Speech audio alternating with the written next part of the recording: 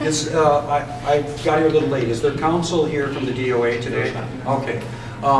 There was a team, I presume, that gathered together to discuss these policies, develop these policies, correct? The legal team. Yes. Right, so that was counsel. Were you involved in any of these meetings with counsel as far as our meeting here today, as to how to address questions or anything like that? Mm-hmm. All right.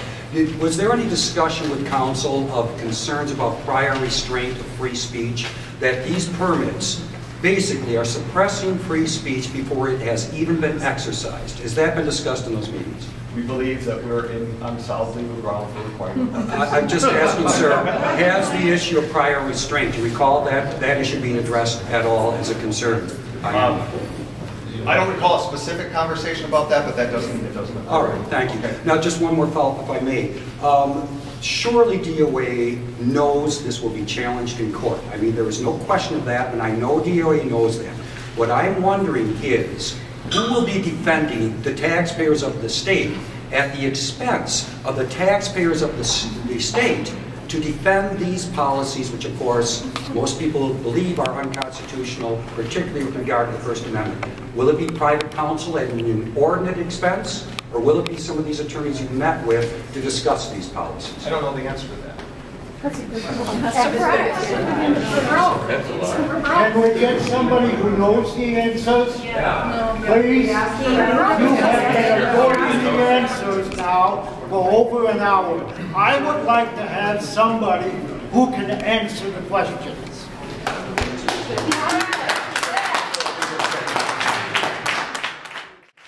I have 3 equal application scenarios, okay? I'm not going to deal with hypotheticals. Okay, well, it's not. Not hypothetical. Day after tomorrow, a tuba Christmas. They're going to have 50 to 100 tubas and euphoniums playing Christmas carols in the rotunda. You cannot tell me that's not going to be 90 decibels. Will anybody tell them? And when the Christmas pageant happens, where they have 4 high school choirs, you know, one of them an echo choir, and 4 trumpets way up in there, they surely will exceed 90 decibels as well. Will somebody be telling them about this permitting process that they must not exceed 90 decibels? I'm not aware of what time that is, that the 90 decibels is not in effect during the noon hour and it's before at and after the all. working May not hours. exceed 90 decibels, as I recall. Only during those periods. Work periods you can't, Well, but lunch period you can. Because clearly that when you have a band in there, it's going to make more noise than that. It's before or after. Okay.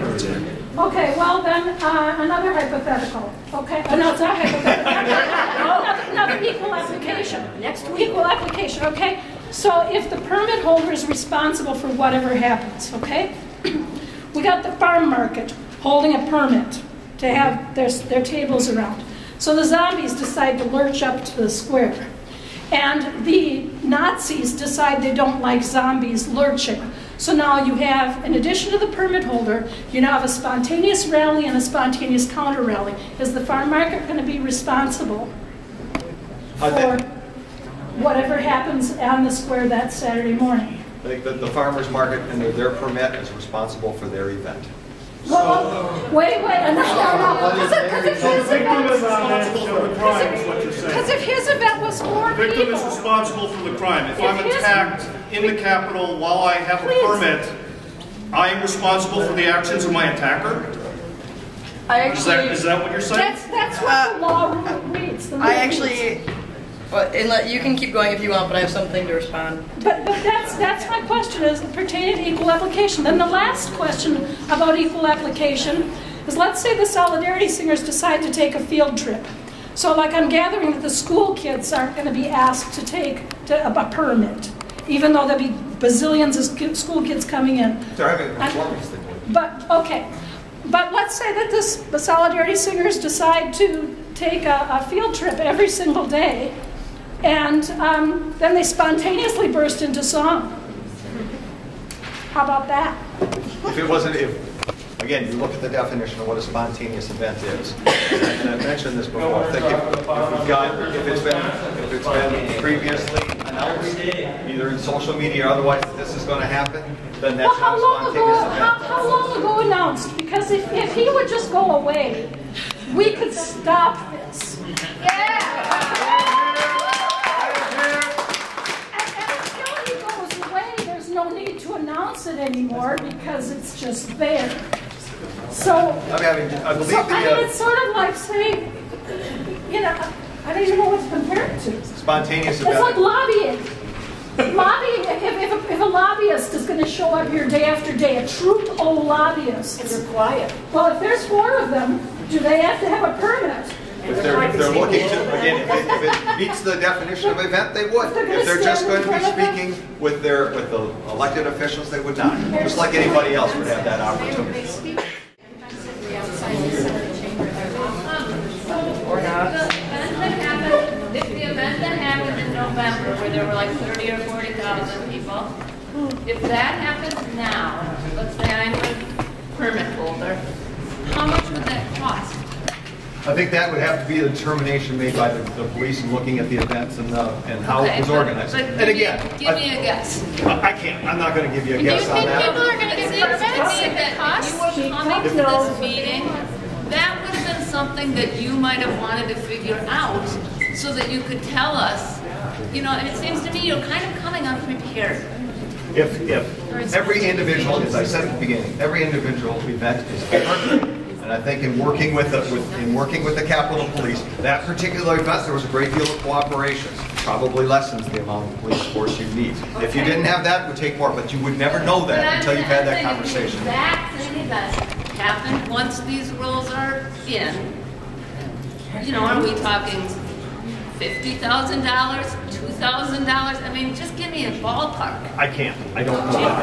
Seems like you should file a table If you application. want people to get permits, why charge them money? If you appreciate working with someone who you have a name on that permit, they'll work with you, you can talk to them, but if you're going to turn around and charge them $50,000, what do you think the likelihood is they're going to even apply for the permit? If you really want to encourage people to get permits, why are you charging them money? Well, if I can for just a minute, I'm going to respond to that. You made a very good point.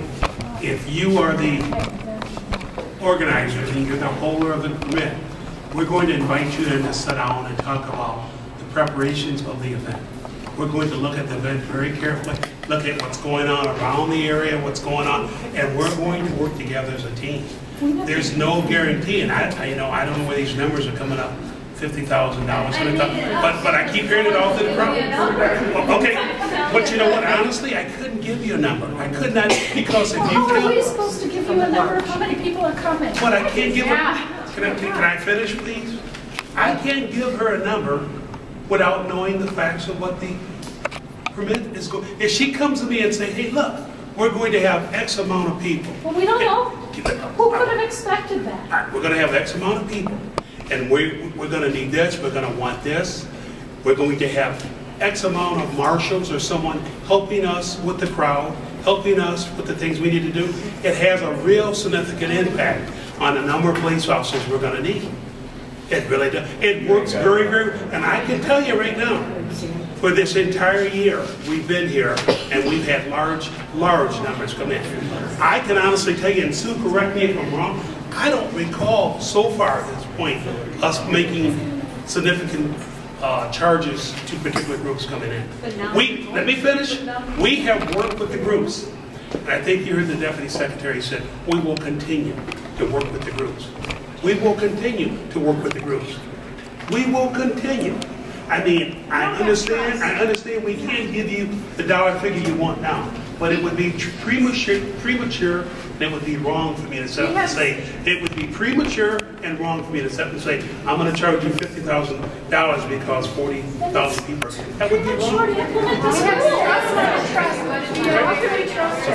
Thank you. Pardon me? There's been a history of it so far, hasn't it? But